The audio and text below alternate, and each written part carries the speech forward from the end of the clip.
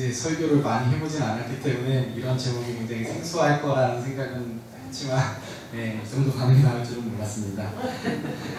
일단 이 시간까지 주의 말씀을 사모하셔서 이 자리 지금까지 이렇게 모여주신 우리 모든 성도님들을 축복합니다.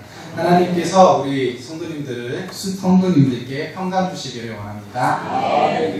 저는 이제 이번 주에 이제 방학을 마치고요. 이제 드디어 다시 학교로 돌아왔습니다. 이제 신대원 2학년 2학기를 이제 맞아서 이제 강의를 시작하게 됐는데요. 오랜만에 동기 전도사님들을 보니 어땠을까요? 너무 기뻤습니다. 너무 보고 싶었던 얼굴들도 많았고요. 방학 동안 다들 이제 교회에 사역하느라 다들 전도사님이니까 이제 다들 조금씩 다르지만 여름 내내 이제 다들 방학에 여름 성경학교 사역을 하느라 바빴고, 또 저도 저대로 여름 사역과 또 저는 뭐가 있죠? 신혼생활로 바빠서 이제 거의 연락도 잘 주고받지 못했는데 동기들을 만나서 그동안 쌓였던 여러 가지 이야기들을 많이 주고받았습니다. 그러면서 굉장히 즐거운 시간을 보냈는데요. 신혼 부부인 제가 학교에 오랜만에 가서 만난 동기들이 저한테 어떤 질문을 제일 많이 할까요?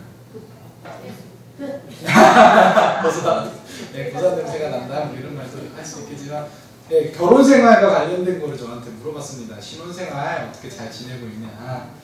거의 뭐 하루에 가는 데마다 물어보더라고요. 가는 데마다. 그래서 제가 뭐라고 대답을 했을까요? 당연히 좋죠. 당연히 행복합니다. 너무나도 좋습니다. 연애하던 시기에는 꿈처럼 소망이 있던 그 날들을 매일매일 보내고 있으니까요. 정말 좋죠. 아내를 만나기 전 저는 거의 4년 동안 신대원 준비하면서 정말 아픈 깜깜하고 신대원은 들어가야지 이제 뭔가 앞길이 보일 텐데 신대원은 못 들어가고 계속 지연이 되니까 연애도 못하고 굉장히 거의 4년 동안 이제 솔로로 지내는데 정말 암울했습니다. 근데 그 소망 없던 시절을 비한다면 지금 제 삶은 그 당시에 꿈꿨고 정말 하나님 앞에 기도했던 것들이 이루어진 정말로 응답받은 삶이라고 할 수 있겠죠. 성도님들께서 축복해 주시고 축하해 주시는 가운데 저희 부부가 결혼한 지도 이제 3개월이 되었습니다. 이제 어떻게 가정에서 믿음의 가정으로서 예배를 세워 나갈 것인지, 그리고 믿음의 가정으로 만들어 나갈 것인지, 그리고 또 돈과 관련해서 이 재정을 우리가 어떻게 사용하고 이 돈이 어떻게 들어오고 어떻게 나가는지도 이제 재정 흐름도 파악이 돼서 이제 나름 재정 계획도 많이 세우고 있습니다. 그리고 이제 무엇보다 가정에서의 역할이 중요하겠죠. 저는 요리는 알아대. 제가 요리는 못하는 건 아닌데 아내가 제가 요리하는 게 너무 느리니까 그냥 요리하지 말고 저보고 이제 설거지랑 청소랑 이런 걸 하라고 부탁을 했습니다. 그래서 쓰레기 버리기 등을 하는 식으로 역할도 나름 이제 배분이 됐고요. 하나하나 어떻게 성도님들께서 보시기엔 초보 부부로서 조금 자리 잡아가는 것 같나요? 아직 멀었죠? 아직 멀었습니다. 하지만 정말 이런 것들이 소소하게 재미있고 또 이제 알아가는 것들이 즐겁지만 항상 늘 행복하고 항상 즐겁기만 한 건 아닙니다. 때로는 사소한 일로 다투고 서로 토라지기도 하고 또 토라진 것도 달래느라고 밤잠도 못 자고 다음날 강의가 있는데 토라진 거 달래주느라고 굉장히 이제 힘들기도 하고 그런 시간을 보내기도 하는데요. 서로 다른 두 사람, 태어나서 자라온 환경과 역사가 다른 이 두 남녀가 이렇게 부부로 산다는 것, 한 지붕 아래서 어느 날부턴가 한 지붕 아래서 살아간다는 것은 정말 어려운 일인 것 같습니다. 오늘 말씀 제목이 뭐죠? 다시 한번 읽어볼까요? 0.5 더하기 2분의 1은입니다. 1은입니다. 자, 이 제목 안에 오늘 설교의 핵심 포인트가 들어있습니다. 제가 이 설교 제목을 이걸로 정한 게 다름이 아니라 오늘 말씀의 가장 핵심 포인트가 바로 이 공식 안에 들어있기 때문입니다. 오늘 말씀 제목 속에서 성도님들께서 찾아내셔야 할 것은 무엇일까요? 0.5 더하기 2분의 1은 뭐죠? 1. 아주 쉽게 나오죠. 1입니다. 저희 아동과 아이들도 풀 수 있는 문제인데요. 근데 사실 이 시간 나누고자 하는 말씀의 요지는 그 답의 물음표 부분이 아닙니다. 답이 뭐냐고 묻고 있는 것이 아닙니다. 수학 공식의 답이 아니라 뭐의 답이 있을까요? 혹시 아실 수 있는 선생님 계신가요? 더하기 기호의 중심이 있습니다. 먼저 0.5와 2분의 1을 보시면 이 둘이 수학적으로 1이 되기 위해서 어떻게 해야 될까요? 0.5와 2분의 1이 다르기 때문에 사실 그냥 머리로 그냥 1이다 이렇게 해도 되는데, 원래 수학적으로 공식을 풀려면은 0.5를 분수로 바꾸든지 분수인 2분의 1을 소수점으로 바꾸든지 해야 됩니다. 근데 그게 바꾸는 공식이 그냥 바꾸면 된다고 우리는 딱 그냥 언뜻 생각은, 우리는 그냥 그렇게 되니까요. 근데 아이들 같은 경우에는 0.5를 10분의 5로 해가지고 그 5로 또 나눠가지고 2분의 1로 만들어서 더해야 됩니다.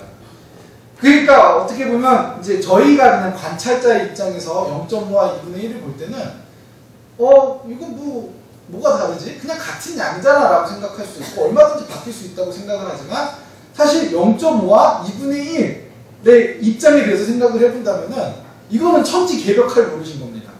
존재 자체가 바뀌어야 되는 거거든요. 0.5가 2분의 1이 되든지 2분의 1이 0.5가 돼야지만 1이 될 수 있기 때문입니다.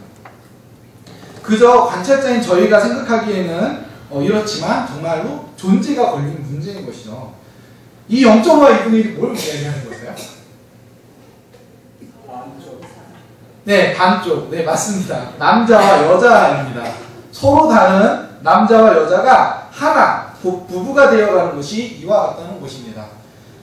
바울은 이제 그 에베소서 이제 그 4장 이후를 보시면은, 오늘 본문 말씀은 아닌데요. 바로 이 부부의 관계를 또 어떤 관계로까지 표현을 하고 있죠? 확장시켜서요. 교회와 그리스도의 관계로 이야기를 하고 있습니다. 그래서 이 0.5와 2분의 1이 더해져서 1이 되어야 된다라고 하는 이 예화는 사실 제 이름, 엄시국이라고 하는 이름을 지어주신 신인 목사님께서 저희 부모님 그 결혼식 두례 때 해주신 예화입니다. 굉장히 오래전 예화죠. 30년도 더 된 예화인데요. 이 둘이 하나가 되는 방법이 뭐죠? 이 0.5와 2분의 1이 하나가 되는 방법이요.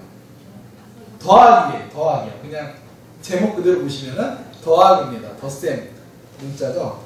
더하기 모양이 무슨 모양이죠? 네, 제가 그걸 원했습니다. 십자가 모양입니다. 예수 그리스도의 십자가를 통해 이 다른 두 인격체가 하나가 된다는 것입니다. 예수 그리스도의 십자가를 통해 나타난 하나님의 사랑이 바로 서로 다른 것들, 서로 이질적인 두 가지가 하나가 될 수 있게 하는 방법이라는 것이죠. 그 사랑, 자기 십자가를 지고 자신의 유익이 아니라 각자가 서로의 유익을 도모하며 헌신하고 희생하는 것. 바로 이러한 사랑을 우리가 누구로부터 배우죠? 예수님의 모습을 통해서 배울 수 있습니다. 그리고 그저 그 모습을 배우는 데 그치지 않고 어떻게 해야 할까요? 우리가 받은 그 사랑은 우리와 떨어진, 우리와 상관없는 사랑이 아니라 바로 우리와 예수님의 사랑이기 때문에 우리가 예수님께 받은 그 사랑은 그대로 우리가 다른 사람에게도 그 받은 대로 베풀어 주어야 한다는 것입니다. 그 사람대로 가장 가까운, 1촌보다 가까운 게 누구죠? 무촌. 더 가까운 배우자를 사랑해야 한다는 것이죠. 우리가 방에 불을 켜면 어떻게 됩니까? 성도님들, 우리 교회 불을 켜면은 전등에서 빛이 나올 때 빛이 제일 먼 곳부터 밝히나요? 가까운 곳부터 밝히나요? 가까운 곳부터 밝히잖아요. 네. 빛은 가까운 데서부터 밝아져 나가는 겁니다. 멀어질수록 그 빛은 약해질 수는 있겠지만 어쨌거나 가까운 곳에서부터 시작되어야 한다는 것이죠. 예수님께서도 말씀하시길 작은 일에 충성된 자가 큰 일에도 충성되다 라고 말씀하셨습니다. 나에게 가장 가까운 배우자, 가족을 사랑하지 못하면서 어떻게 멀리 있는 사람들, 멀리 있는 우리와 전혀 상관없고 언어도 다르고 피부도 다르고 문화도 다른 이들을 사랑한다라고 말할 수 있을까요?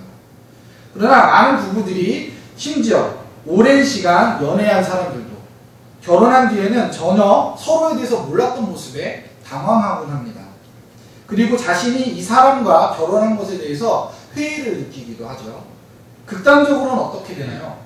이혼하는 일도 빈번해집니다. 요즘 성격차 때문에 이혼한다는 사람들이 얼마나 많은지 모릅니다. 경제적인 이유도 많지만 최근 한 통계에 따르면요, 우리나라 이혼율이 45%나 된다고 이야기합니다. 굉장히 충격적인 저도 이야기를 들었는데 사람들은 그만큼 자신들과 다른 것, 자신들이 다르기 때문에 자기가 이해할 수 없는 것에 대해서 두려워합니다. 그런데 본질적으로 우리 인간이 어떤 것, 심지어 자기 자신이라도 이해할 수 있나요? 아닙니다. 우리는 심지어 우리 자신조차도 이해할 수 없습니다. 하물며 우리 자신에 대해서도 이해할 수 없는데 다른 사람의 모습에서 자신이 이해할 수 있는 것을 찾는다라고 하는 것은 쉬운 일이 아니겠죠. 그렇기 때문에 모든 것이 사실상 인간의 실존에는 두려움으로 가득 차 있습니다. 미지의 것에 대한 두려움입니다. 그러나 사랑은 그렇기 때문에 사랑하는 것이 아니죠. 어떤 게 사랑입니까? 그럼에도 불구하고 사랑하는 것이 사랑입니다. 사랑은 무엇을 이기죠? 두려움을 이깁니다. 미지의 것에 대한 사랑은 미지의 두려움도 떨쳐낼 수 있게 합니다. 예수님께서 한 번은 제자들이 이렇게 질책하셨습니다. 믿음이 없고 패역한 세대여, 내가 얼마나 너희와 함께 있으며 너희에게 참으리요. 제자들이 이런 모습에도 불구하고 예수님께서 마지막에 하늘로 올라가시면서 뭐라고 이야기하시죠? 세상 끝날까지 내가 너희와 항상 함께 있으리라. 이렇게 구제불능인 우리를 예수님께서는 있는 그대로 사랑해 주셨습니다.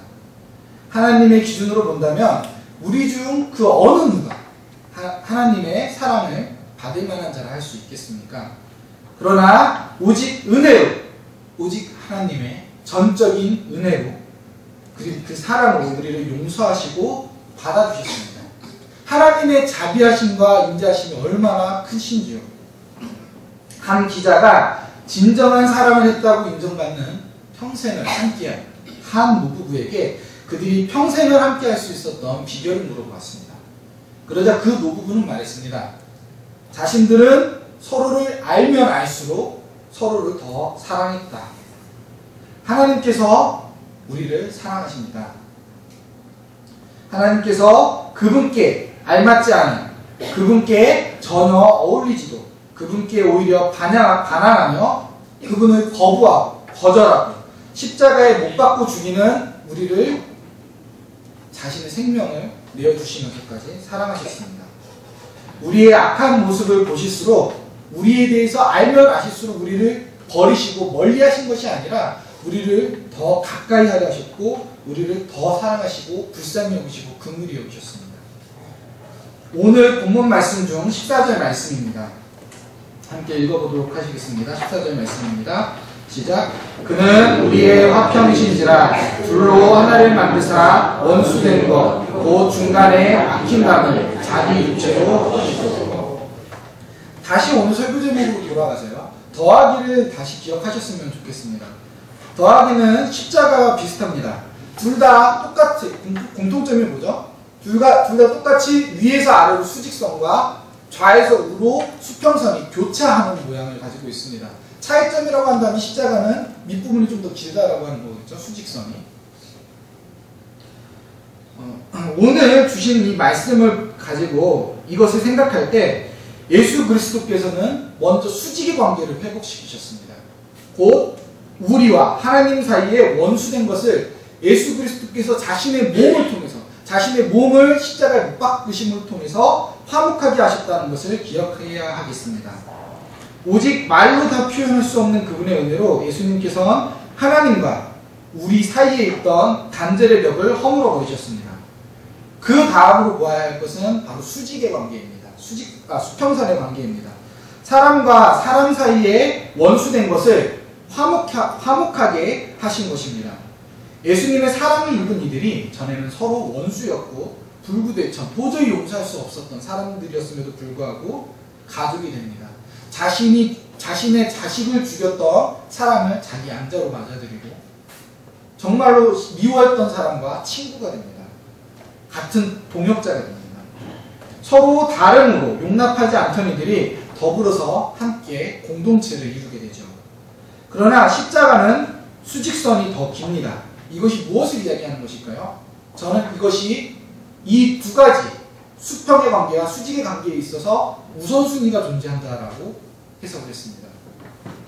하나님과의 관계, 수직의 관계가 제일 먼저 회복되어야 한다는 것이죠. 그것이 바로 기준이 되어야 한다는 것입니다. 수평의 관계도 그에 못지않게 중요하지만 하나님과의 관계보다 우선이 될 수는 없습니다. 하나님과의 관계 회복, 하나님께서 우리의 삶의 중심이 되시지 않으면 다른 모든 수평적 관계들은 질서를 잃고 우리를 혼란하게 만듭니다. 하나님을 가까이 함으로 그분의 은혜의 자리를 가까이 하고 그분의 말씀을 백년근 산삼, 있으면 참 열심히 드시겠죠? 백년근 산삼을 섭취하는 것처럼 열심히 먹고 열심히 먹어야지 않겠습니까? 백년근 산삼이 있으면 기도로 그분과 대화할 때 우리는 수평적 관계에 있어서 모든 사람과 더불어 어떻게 살아가야 할지 수평적 관계가 정리되고 질서 잡히게 되는 것입니다. 그리고 이 모든 것에 있는 중심에 무엇이 있을까요? 바로 수평의 관계와 수직의 관계가 교차하는 그 교차점, 그 중심점에 바로 예수 그리스도의 사랑이 있습니다. 십자가의 사랑, 예수님의 사랑입니다. 바울이 그의 서신에서 성령의 감동을 받아 거듭 말하고 있는 바 우리는 우리가 받은 바 예수님의 사랑을 기억하고 복음 속에서 발견하는 예수님의 모습을 통해 우리 자신을 돌아봐 그분의 사랑을 본받아서 살아가야 합니다. 소통의 단절, 관계의 단절을 회복시키는 사랑. 요즘 우리가 무슨 시대라고 하죠? 불통의 시대라고 이야기를 많이 하는데요. 이것이 바로 오늘 우리가 시대적으로 주목해야 하고 우리 사회의 수많은 문제를 해결할 수 있는 열쇠입니다. 바로 이 시대의 한국교회에 하나님께서 주시는 해결의 열쇠가 바로 이 사랑에 있습니다. 2000년 교회의 역사 속에서 교회가 부흥하던 시기는 교회를 대적하는 자들에 맞서고 자신들을 교회 세상과 분리시키는 것이 아니라 오히려 이유 없는 박해와 핍박에도 불구하고 더 사랑하고 더 섬길 때였습니다. 그때 교회는 부흥했습니다. 사랑은 하나님께서 하나님을 대적하는 세력들을 그 근본부터 흔드는 가장 근본적인, 가장 적극적이고 가장 강력한 방법입니다. 공격은 최선의 방어라는 말이 있죠. 그 말처럼 사랑은 그리스도인이 세상과 공중의 권세 잡은 자들을 이길 가장 강력한 방법입니다. 그러므로 우리 성도님들께 권합니다. 더 뜨겁게 서로를 사랑하시기 바랍니다. 우리 가족부터, 우리 신앙 공동체부터, 우리 신앙 공동체의 이름이 뭐죠? 일신. 한 마음으로 사랑하게 하여 달라고 그와 같은 마음을 달라고 기도해야 하겠습니다. 에베소서 4장 25절 이후부터는 어떻게 성도들이 살아야 할지를 바울이 이야기하고 있는데요. 그런데 여기서 이야기하는 것들 역시 예수 그리스도의 사랑을 본받아 서로 사랑함으로 하나됨, 오직 하나됨의 관점으로 보면 하나됨의 관점에서 이것들이 쓰여졌다라고 하는 생각으로 보시면 도대체 이 많은 항목들, 이 많은 실천의 항목들이 왜 쓰여졌는지 이해하실 수 있을 겁니다.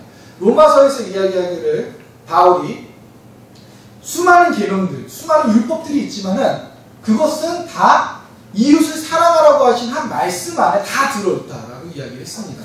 그것처럼 바로 에베소서의 말씀도 바로 오늘 말씀 속에 들어있는 바로 우리를 화평하게 하나님과 화목하게 하시고 사람들과 화목하게 하시는 그 사랑의 안에 그 하나되게 하심 안에 그 모든 글들이 그 모든 목적이 들어있습니다.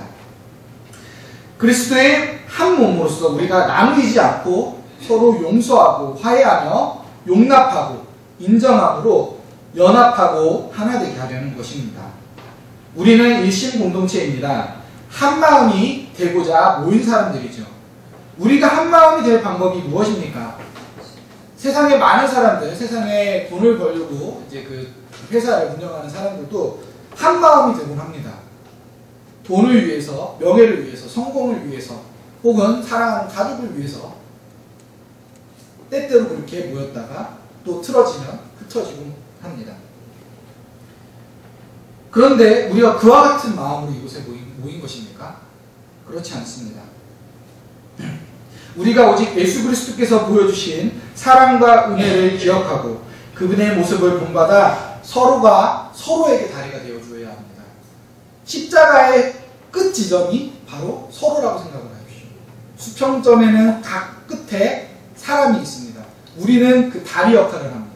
그리고 수직적으로도 하나님과 인간 사이에 긴 거리가 있습니다. 그 사이에 다리가 되어주는 것입니다. 바로 다리 묶기입니다.